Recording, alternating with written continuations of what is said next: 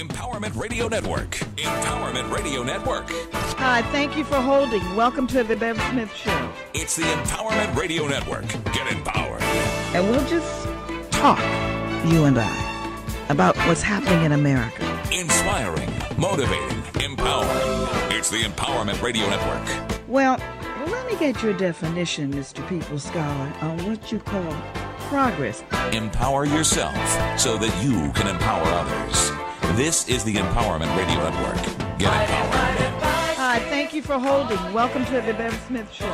Inspiring, motivating, empowering. This is the Bev Smith Show. Get empowered.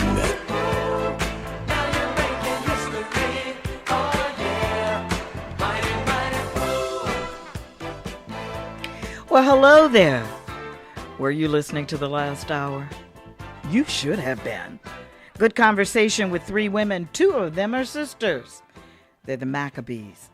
Two attorneys, two sisters, stopping by every 2 weeks and talking to us.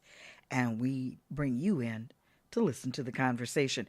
We've been talking about something that you may not have heard about. And that is a representative, a politician, who wrote a book, Confessions of a Frustrated Conservative. And in the book, and I'm paraphrasing, he says that we ought to be glad, we who are of African heritage, because he didn't know he was too, but I don't mind telling him, we should be really happy because slavery was probably good for us. Because if we could endure the circumstances and the conditions, then we would know what a wonderful reward it is to be in America.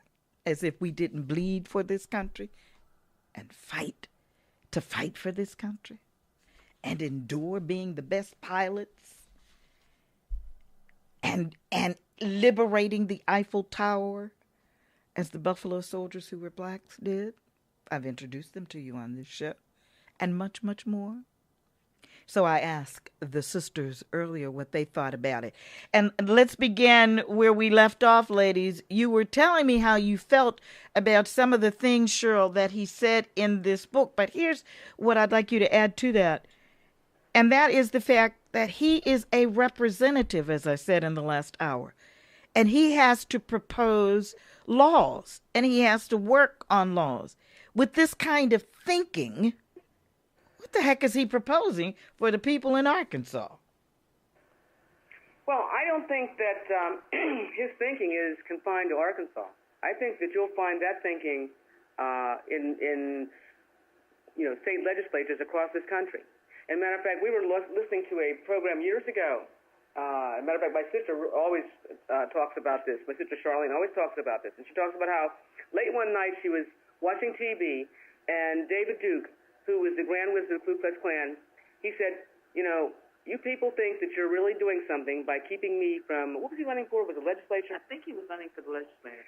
Yeah, he was running for something, and he said, but what I'm going to do is I'm going to go back, and I'm going to go and put our people quietly in all the small races, all the little local council races, all the state legislature races, all the county races, and we're going to slowly take this country over. And I believe that's what's happening. And that's where all these ultra conservatives are coming from. They're really Ku Klux Klan members who have slowly, inculcated themselves into all these groups. And so there's a lot of them there. And, they have their own little clique, and they know who they are across the country, and it's very hard to get things done now. Well, you mentioned David Duke, and we should say that he ran for office in Louisiana. And we should also mention that the police officer who was involved with muddying the crime scene for O.J. Simpson, Mark, remember? I never called a black person nigger. Remember that, ladies? That police officer that was given money by the David Duke folks. He was given a home and everything, paid large sums of money for speaking around the country by the white citizens groups. And of course, we note that Mitt Romney's campaign is funded by and large through groups who are funded by and large by the Koch brothers.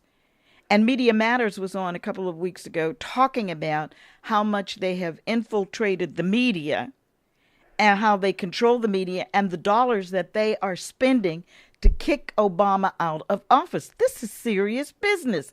This man's book, this attitude that is surfacing now, it's always been there. But there was a period where they would not be as public. I'm glad they're coming out wherever they are. Charlene, are you? In some ways, I'm happy that they're coming out, because at least this way we know who they are and what they're saying. But I agree with you. It's big business. There are people who are giving $100 million to the Romney campaign. But the reason they're doing that is because when he establishes a suitable estate tax, these people are going to get $8.9 billion back in their estates, and it's nothing but economics. The racism is founded on economics. People, as I said before, this is not the race with Obama, even though it is racism, but it's also rich and poor. It's not about reproductive rights and gay rights. It's about economic rights. And the problem that African Americans are having are economics. That's the last frontier. They keep you from being economically sound. You can't do anything in this country. And that's why they think we ought to be happy, even though we were a slave when we were brought over here, and we probably would have been 10 times better if we'd been left in Africa. But because people have the economics, we don't have what we can do. We can't do that much, except that we can rally together. If we stand up together, even if we don't have a great deal of money, we can do something together. That's why Jewish people, if that had happened, if this had been said about Jewish people, they have the economics, and they will stand together about whatever it is. They would not have bought that book. They would not have voted for anyone who had anything to do with that book, and they would have made sure they put that publisher out of business, and they'd have found out who he was. So this is what we have to think about. We have to think about doing. But it's so sad, ladies, that this is 2012 and we're talking about this. This is not the 70s or the 60s or the 50s or the 40s. This is 2012, the 21st century, the century of technology, the century where there are telescopes, outer space, showing pictures back to Earth of what's going on in outer space, to the reaches of black holes that they just found numerous numbers, over 1,000 or more black holes, and they could see this. So here we are talking about the black hole of racism in America.